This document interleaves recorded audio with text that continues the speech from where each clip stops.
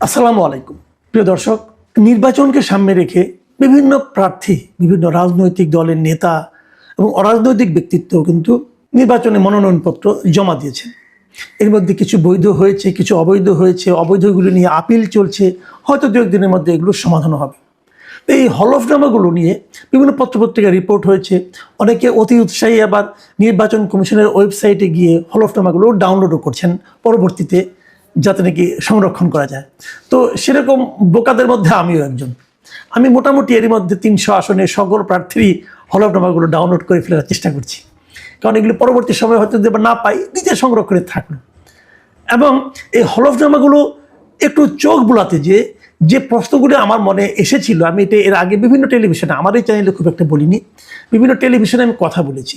তার মধ্যে দুটো পয়েন্ট আমি আলোচনা করেছি। একটা হলো ওনারা যে আয়টা দেখিয়েছেন, এই আয়টার বিশ্বাসযোগ্যতা নিয়ে, এই আয়টা কি আসলে বিশ্বাসযোগ্য, এটা নিয়ে এই আলোচনা আমি পরে করবো, আরও ডিটেলে করবো, আজকে ওটা নিয়ে আলোচনা করছি না।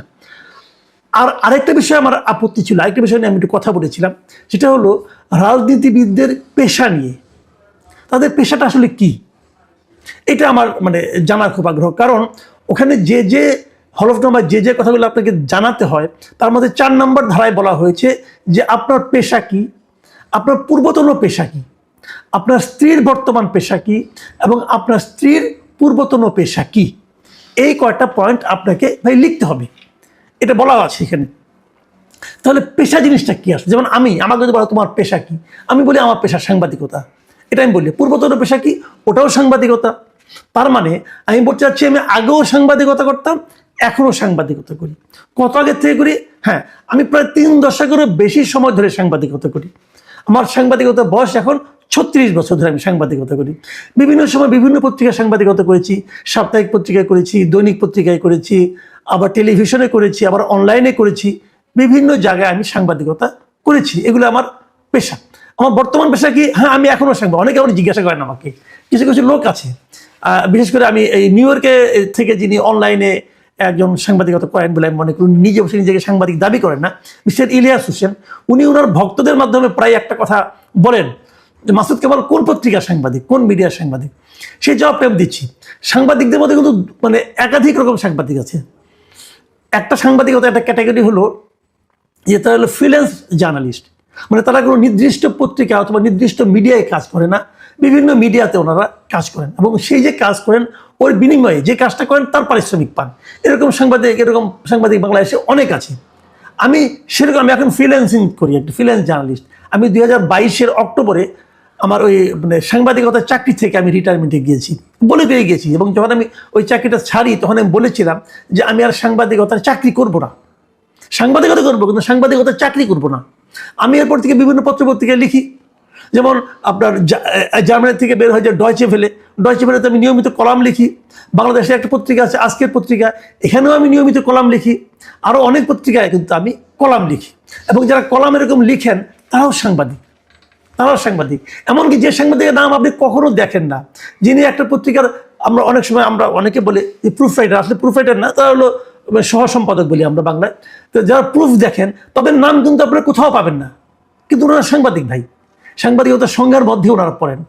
কাজে পত্রিকার চাকরি না করেও যে সাংবাদিকতা করা যায়, তারা হলে ফ্রিল্যান্সিং কথাটা আসলো কেন, ফ্রিল্যান্স সাংবাদিক কথা আসলো কেন? সারা দুনিয়াতে এটা আছে, অনেক বড় বড় সাংবাদিক আছে তারা ফ্রিল্যান্সিং করে। আমি ছোট সাংবাদিক, বাট ফ্রিল্যান্সিং করি।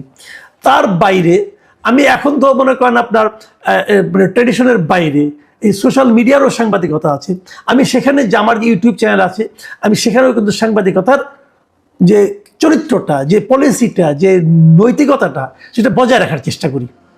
তো যাই হোক, আমি আমার মতো সাংবাদিকতা করি। তো এরকম অনেকগুলি পেশাই কিন্তু আছে, যে আপনি কোনটা দিয়ে আপনার জীবন নির্বাহ করেন ওটাই হলো আপনার পেশা। পেশাটা কি? পেশা কিন্তু ওইটাই, যে কাজের মাধ্যমে আপনি জীবন নির্বাহ করেন, আপনার পরিবার চালান, সেটাই হলো আপনার পেশা।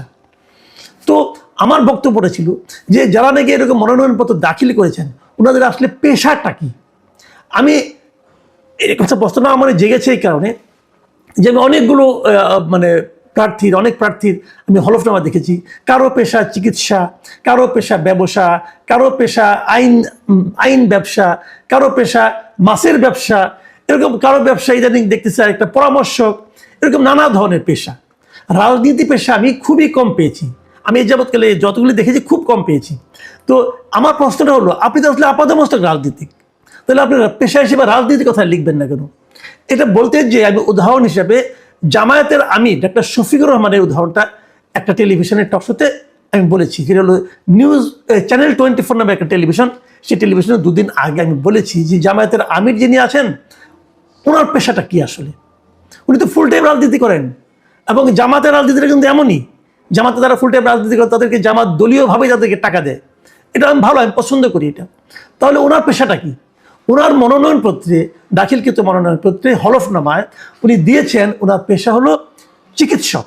এখানে আসলে দুটো পয়েন্ট হলো, বর্তমান পেশা উনি লিখেছেন, আপনারা দেখুন আমি এখানে দিয়ে দিচ্ছি। ওনার বর্তমান পেশা দিয়েছেন চিকিৎসক, ওনার পূর্বতন পেশা দিয়েছেন চিকিৎসক, ওনার স্ত্রীর পেশা হলো গৃহিণী, ওনার স্ত্রীর পূর্বতন পেশা হলো গৃহিণী। এই হলো উনি বলেছেন। প্রথমত ব্যাকরণগত একটা ভুল আছে, ওনার পেশা চিকিৎসা হবে, চিকিৎসা সেবা হবে, চিকিৎসক কেন আমি বুঝতে পারলাম না, চিকিৎসক তো হলো না। যাও, তারপরে আমি ধরে দিলাম ঠিক আছে। তো আমি এই জায়গাটাতে একটা প্রশ্ন করেছিলাম যে পেশায় যদি উনি চিকিৎসক হন, তাহলে ওনার চেম্বারটা কোথায়? উনি কোথায় চিকিৎসা করেন? আমি এই প্রশ্নটা করেছিলাম যে কেন ভাই আপনি লিখতেন যে আপনার পেশা রাজনীতি, কোনো সমস্যা তো নাই, আপনার পেশায় চিকিৎসক হয় কি করে? আপনি তো কোথাও চেম্বার করেন না, আপনি তো কোথাও চিকিৎসা শাস্ত্রের কোনো কাজই এখন করেন, আপনি ফুল টাইম পলিটিক্স করেন। এবং ফুল টাইম পলিটিক্স করা কোনো অন্যায় কাজ না, এটা তো ভালো কাজ। আপনি ফুল টাইম পলিটিক্স করেন বলেই তো আপনি রাজনীতিতে আসছেন, আপনি এখন ইলেকশন করছেন, জনগণের কাছে ভোট চাচ্ছেন, জনগণ ভোট দিলে আপনি দেশের প্রধানমন্ত্রী অথবা বড় কোনো গুরু দায়িত্বে যাবেন, এটা তো কোনোটাই কোনো আপত্তি নাই। আপনি আপনার যোগ্যতার কারণে পলিটিশিয়ান হয়েছেন, তাই না? যা হোক, আমার ওই বক্তব্যকে কেন্দ্র করে আমি হঠাৎ করে দেখলাম যে গতকালকে একজন বিখ্যাত ব্যক্তি একটা পোস্ট দিয়েছেন। সেই বিখ্যাত ব্যক্তি হলেন মিস্টার পিনাকি ভট্টাচার্য। উনি প্যারিসে থাকেন এবং ওখানে বসে বসে দেশ উদ্ধার করেন। কোনো সমস্যা নাই, দেশ উদ্ধার করলেই হলো এক জায়গা থেকে, এটা আমার কোনো আপত্তি নাই। উনি মাঝে মাঝে আমার পেছনে লাগেন, আমাকে বিখ্যাত করার জন্য লাগেন। উনি হলেন একজন আসলে বিখ্যাত ব্যক্তি, কিন্তু ওনার অনেক ফলোয়ার ফেসবুকে, ওনার ইউটিউবে কোনো কিছু দিলেই মিলিয়ন ভিউ হয়। তো যখন উনি আমার কথা বলেন আমি একটু খুশি হই যে এত লোক আমার নাম জানতেছে, খারাপ কি।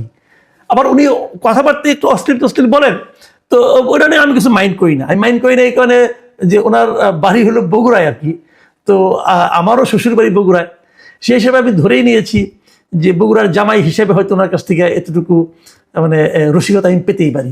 উনি কালকে একটা পোস্ট দিয়েছেন, সেই পোস্টের মূল বক্তব্য হলো, আমার একটা ছবিও দিয়ে দিয়েছেন। সেই চ্যানেল 24 অনুষ্ঠানে আমি কথা বলছিলাম যে তারা একটা ছবি দিয়েছেন, এবং উনি কি লিখেছেন আপনাদের আমি একটু পড়ে শোনাই।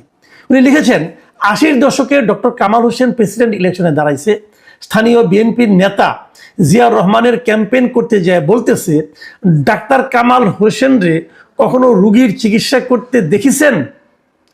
ওই জিন্দগিতে একটা রুগীর চিকিৎসা করিছে? এই জামানায় জিয়াউর রহমানের পুত্র কথা কামালরে পাইছে, ওই ডাক্তার শফিকের চেম্বার খুঁজিচ্ছে। এই হইতেছে বাঙ্গু এলিট, এরে নিয়ে আমরা বিপদে আছি। কিন্তু ভাবেন একবার ওই মহাথির মোহাম্মদ রে, চে গুয়েভারা বা ফুটবলার সক্রেটিসের চেম্বার দেখতে চাইলে কিন্তু সারা দুনিয়ায় বিপদে পড়বে। এই হলো ওনার লেখা, ওনার স্টাইল এরকম। ওই যে বললাম পড়াশোনা করেন, তার প্রমাণ হলো উনি জানেন যে মহাথির মোহাম্মদ পেশায় ডাক্তার, চে গুয়েভারা পেশায় ডাক্তার ছিলেন, এবং ব্রাজিলের ফুটবলার ছিলেন যিনি সক্রেটিস, উনিও পেশায় ডাক্তার ছিলেন। কাজে উনি জানেন। এবং আমার মজার ব্যাপার হলো পিনাকি ভট্টাচার্য সাহেব নিজেও পেশায় ডাক্তার ছিলেন, মানে উনি ডাক্তারি পড়েছেন আর কি। তো এদের চেম্বার খুঁজলেন কি পৃথিবী বিপদে পড়বে। তো ভাই পিনাকি ভাই, আপনাকে একটা কথা বলি, আমি তো ডাক্তার লেখার কারণে তার চেম্বার খুঁজিচ্ছি না, আমি তার চেম্বার খুঁজিচ্ছি এই কারণে যে উনি লিখেছেন যে উনি পেশায় ডাক্তার। উনি যদি ওই হলফনামায় পেশায় জায়গায় ডাক্তার না লিখে লিখতেন রাজনীতিবিদ, তাহলে কিন্তু আমি এটা খুঁজিতাম না। আমি ভালো বগুড়ার ভাষা বলতে পারি না, যদিও বগুড়ার মহিলার সঙ্গে থাকি, কিন্তু ভালো বলতে পারি না, আমি খুঁজিতাম না ভাই। যেমন আপনি ডাক্তার লেখেন, আপনার মানে আপনি ডাক্তারি পড়াশোনা করেছেন, কিন্তু আপনার চেম্বার কিন্তু আমি খুঁজবো না। কারণ পেশায় আপনি ওষুধ কোম্পানিতে চাকরি করতেন, এখন আবার অন্য কোনো কোম্পানিতে চাকরি করেন। আপনি তো পেশায় যদি বলেন যে আমি পেশা ডাক্তার, আমি বলে আপনি পেশা হলো চিকিৎসা, যদি এটা আপনি বলেন তাহলে আমি খুঁজবো, নাহলে আমি খুঁজবো কেন? এখন প্রশ্ন হলো যে উনি লিখেছেন নিজের হলফনামায় যে ওনার পেশা হলো চিকিৎসক। লিখেছেন বলে আমি জিজ্ঞাসা করেছি। আর এটা কিন্তু ওই কারণে যে আপনি তো আসলে চিকিৎসক নন, আপনি ডাক্তারি পড়েছেন, আপনি চিকিৎসা শাস্ত্রে ডিগ্রি নিয়েছেন, কিন্তু আপনি পেশাদার চিকিৎসক এখন নন। আপনি লিখতে পারতেন আপনার পূর্বতন পেশা চিকিৎসা, বর্তমান পেশা রাজনীতি, কোনো আপত্তি ছিল না আমার। আমি ওই অর্থে বলেছি। যেমন আপনি পিনাকি সাহেব, আপনি একসময় ডাক্তারি পড়েছেন, একসময় ওষুধ কোম্পানির আপনি একজন কর্ণধার ছিলেন, তাহলে আপনি পূর্বতন পেশা হতে পারে ওষুধ কোম্পানির কর্ণধার, সিইও অথবা যাই হোক না কেন, সেটা নিয়ে আলোচনা যত কম করা যায় তত আপনার জন্য ভালো, কারণ ওখানে আপনার কিছু অপকর্ম আছে আর কি। যাই হোক, ওটা বাদ দেন, ওইটা আবার বলি না, বললে আবার রেগে মেগে আমার নামে আবার একটা মানহানি মামলার জন্য হুমকি দিতে পারেন। উনি কিন্তু আমার নামে একটা মানহানি মামলার উকিল নোটিশ পাঠিয়েছিলেন, ভেরি ইন্টারেস্টিং। যদিও ওটাকে আমি খুব অনার করিনি, ফেলে দিয়েছিলাম, তো কি আর করা যাবে। উনি তো আবার মামলাটা করেন নাই কেন বুঝতে পারলাম না, করলে একটু খুশি হইতাম, শ্বশুরবাড়ির দিক থেকে একটা উপহার পাইতাম আর কি। যাই হোক, সে আলোচনা বাদ দিই। কাজে আমি ওই জন্য লিখেছি। কাজে আমার প্রশ্নটা মূলত ছিল যে রাজনীতিবিদরা যেন হলফনামা দিবেন, সুতরাং সেই হলফনামায় এমন এমন কথা লিখবেন না যাতে নাকি সাধারণ মানুষ বিভ্রান্ত হতে পারে।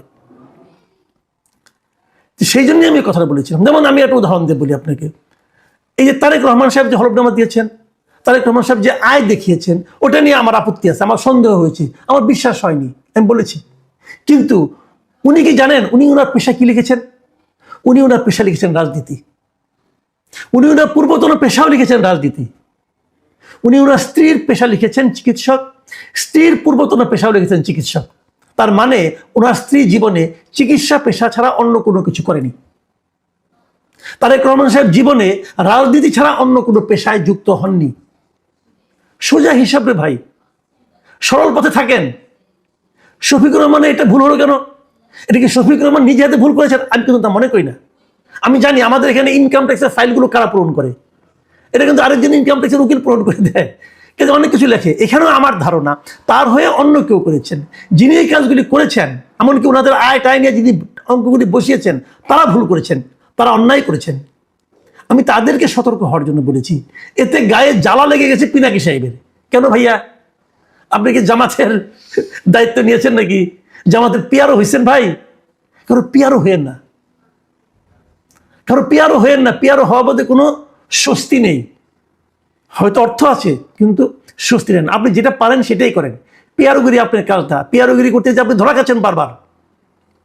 আপনি কিছুদিন সরকারের দালালি করছেন, এখন সরকারের উপরে খেপছেন, সরকার আপনাকে ঠিক মতো হয়তো মাল পানি আর দেয় না, চেপে গেছেন। আমি কিন্তু ভাই শুরুর থেকে একই জায়গায় আছি।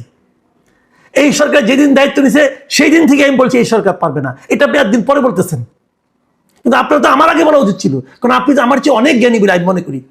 জ্ঞানী মানুষ বুঝতে এত সময় লাগে কেন ভাই? এত সময় কেন লাগে? তো আমি আপনার কাছ থেকে সমালোচনা আশা করি, আরো তীব্র সমালোচনা আমাদের করেন। গালাগালি আপনি এটা মেনে নিচ্ছি, আপনার কাছে আমার গালাগালি কোনো আপত্তি নাই, কারণ আপনার শ্বশুর বাড়ির লোক, কোনো আপত্তি নাই গালাগালি, কারণ বাঙ্গু টাঙ্গু যা বলার বলেন। আমি মনে করি এটা আপনার মুখেই থাকবে, আমার কাছে আসবে না, কোনো সমস্যা নাই, তাতে আমি হ্যাপি। কিন্তু মূর্খের মতো কথা বলেন না। আমি কেন তাকে তার চেম্বার খুঁজতেছি, এটা হলো ওই কারণ যে উনি যখন লেখেন যে পেশায় উনি চিকিৎসক, তখন তো আমি জানতেই চাইবো আপনার চেম্বার কোথায়।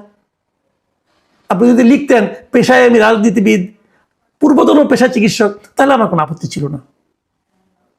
প্রিয় দর্শক, হয়তো আমার এই আজকে আলোচনাটা একটু ব্যক্তিগত হয়ে গেল, কিন্তু এটা দরকার ছিল ভাই। রাজনীতিবিদদের আমরা এই প্রশ্নটা করতে চাই। হলফনামা যখন দিবেন, হলফনামা কিন্তু এটা কিন্তু এক ধরনের অঙ্গীকার নামার মতো। আপনি হলফ করে বলছেন, সেখানে প্লিজ সঠিক তথ্যটা দেন, কারণ এই হলফনামার মাধ্যমে আমরা আপনাকে চিনতে চাই ভোট দেওয়ার আগ পর্যন্ত। ভোট দেওয়ার পরেও এটা আমরা খতিয়ে দেখব। প্রিয় দর্শক, এখন এই পর্যন্তই। ও বাইরে ভাই, ও বাইরে ভাই, হ্যাঁ ও বাইরে ভাবিয়ে কয় দেখছ, শিখো, বুঝো। তবে ঘটনার আসল কাহিনী কি আমি জানি না, এক চাঞ্চল্যকর ঘটনা ঘটেছে। আপনারা জানেন যে নির্বাচনকে কেন্দ্র করে আওয়ামী লীগের ভোট ব্যাংককে টার্গেট করে বিএনপি, জামাত, অন্যান্য দলগুলা মানে গ্রাম পর্যায়ে বিভিন্ন লোকাল এরিয়াতে সবাই কিন্তু সবার মতো করে চেষ্টা করছে। ঢাকা শহরে বসে টেলিভিশন টক শোতে কে কি বলছে, ফেসবুকে কি লিখছে, ফ্যাক্ট না, ফ্যাক্ট হচ্ছে লোকাল এরিয়াগুলোতে। তো মজার বিষয় হচ্ছে যে আওয়ামী লীগ থেকে আপনার কিছু লোক বিএনপিতে যোগ দিয়েছে ইদানিং। দেওয়ার ঠিক মানে কয়েকদিনের মধ্যেই 10-12 জন বিএনপির নেতাকর্মীর বাড়িতে হামলা, তাদেরকে ধোলাই এবং লুটপাটের অভিযোগ করেছে। কেন আসলে এমন হলো আসুন দেখি। ঘটনার প্রেক্ষাপট হচ্ছে ফরিদপুর। ফরিদপুরের সদর উপজেলার কৃষ্ণপুর ইউনিয়নের রামচন্দ্রপুর গ্রাম, কারা কারা আছেন রামচন্দ্রপুরের, ফরিদপুরের? আচ্ছা, সেই গ্রামে আওয়ামী লীগ থেকে সম্প্রতি বিএনপিতে যোগ দিয়েছিল আপনার বেশ কিছু নেতাকর্মী। আর যোগ দিয়েই বিএনপির 10 থেকে 12 জন নেতাকর্মীর বাড়িতে হামলা এবং লুটপাটের ঘটনা ঘটিয়েছে। আর গতকালকে মধ্যরাতে এই ঘটনা ঘটেছে। পুলিশ এবং স্থানীয় জনগণ বলছে যে সদরপুর উপজেলার কৃষ্ণপুর ইউনিয়নের রামচন্দ্রপুর গ্রামে আধিপত্য বিস্তারকে কেন্দ্র করে প্রতিপক্ষের ঘরবাড়িতে হামলা চালায় ইউনিয়ন আওয়ামী লীগের চেয়ারম্যান আক্তারুজ্জামান তিতাসের সমর্থকরা। এই সময় ওই এলাকার সেন্টু কাজী, জামাল কাজী, সুমন কাজীর নেতৃত্বে ইউনিয়নের 6 নং ওয়ার্ড বিএনপির সভাপতি শাহজাহান শিকদারের বাড়িতে বিএনপি সমর্থিত অন্তত 10 থেকে 12টি বাড়িতে হামলার ঘটনা ঘটেছে। হামলার শিকার ব্যক্তিদের অভিযোগ, হামলাকারীরা ঘরবাড়িতে আপনার ভাঙচুর চালানোর পাশাপাশি ঘরে থাকা নগদ টাকা পয়সা, স্বর্ণালংকার সব লুট করে নিয়ে গেছে। ক্ষতিগ্রস্তদের বক্তব্য, এই হামলা এবং লুটপাটের ঘটনা যারা ঘটিয়েছে তারা মাত্র কয়েকদিন আগে আপনার আওয়ামী লীগ থেকে তারা বিএনপিতে যোগদান করেছে। রাজনৈতিক খোলস পরিবর্তন করে অত্যন্ত পরিকল্পিতভাবে বিএনপির ত্যাগী নেতাকর্মীদের লক্ষ্য করে এই তাণ্ডব চালিয়েছে। বর্তমানে এই ঘটনায় এলাকায় চরম উত্তেজনা এবং আতঙ্ক বিরাজ করছে। তো যারা এই ঘটনা ঘটিয়েছে তারা সাবেক আওয়ামী লীগ, রানিং কিন্তু বিএনপির নেতাকর্মী। এখন ওই যে আওয়ামী লীগ থেকে বিএনপিতে তারা আসছে, আসার পরপরই এই ঘটনা ঘটাইছে, এতে এলাকার মধ্যে একটা আতঙ্ক ছড়াইছে। কারণ কি, 5ই আগস্ট সরকার পরিবর্তনের পর বাংলাদেশের বিভিন্ন জায়গায় বিএনপির নেতাকর্মীরা আওয়ামী লীগের যে সকল নেতাকর্মী ক্ষমতায় থাকাকালীন সরারে ধরা জ্ঞান করছে, মনে করছে আর তো কখনো বিএনপি আসবে না, বা ওই যে মাহির মতো যেই বিএনপি করেছে লুটপাট সেই বিএনপি আর না, এটা কবিতা বানাইছিল না, তো এরকম অনেকে কিন্তু মনে করছে যে না 41 ভীষণ তো ফিল আপ হবে, যা খুশি তাই করতে পারি। তো এরকম অনেক নেতাকর্মী যারা ডিস্টারবেন্স করেছে, বিএনপির নেতাকর্মীরা প্রতিশোধ নিয়েছে। আবার বিএনপির নেতাকর্মীদের মধ্যে কিছু আছে মামলা বাণিজ্যের লোভে, টাকা পয়সার লোভে, একটু পয়সাওয়ালা আওয়ামী লীগ কমিটিতে ছিল, ভালো মানুষ, তাদের বিরুদ্ধে মামলা দিছে। এরকম কিন্তু পাল্টাপাল্টি উত্তেজনা আছে। তো পিঠ বাঁচানোর জন্য হোক বা আওয়ামী লীগ থেকে মানে নিজেদেরকে পদত্যাগের কারণেই হোক, অনেকে বিএনপিতে যোগদান করতেছে। তো এই যে সব জায়গায় বিএনপিতে যোগদান করতেছে, এতে বিএনপির ভোট ব্যাংক বড় হচ্ছে। কিন্তু ওই যে যেই লোকগুলো আগে আওয়ামী লীগ ছিল তাদের উপর অত্যাচার হয়েছে, তারা বিএনপিতে যোগ দিয়াই আগে নগদে অ্যাকশনটা করছে কার বিরুদ্ধে? বিএনপির ওই নেতাকর্মীদের বিরুদ্ধে, যারা 4 দিন আগেও তাদেরকে ডিস্টার্ব করতো। আবার ধরেন লোকাল পর্যায়ে এখন মনোনয়ন পাইছে একজন, স্বতন্ত্র প্রার্থী আছে বিএনপির অনেক, তো তাদেরও তো একটা প্রভাব প্রতিপত্তি দরকার। মার্কা দিয়ে কি পানি খেবো নাকি, এমপি হওয়া জরুরি। তো ওই রকম নেতাদের একটা শেল্টার কিন্তু সবাই পাচ্ছে। তবে ঘটনাটা নিয়ে এই মুহূর্তে মাঠে আলোচনা সমালোচনা আছে।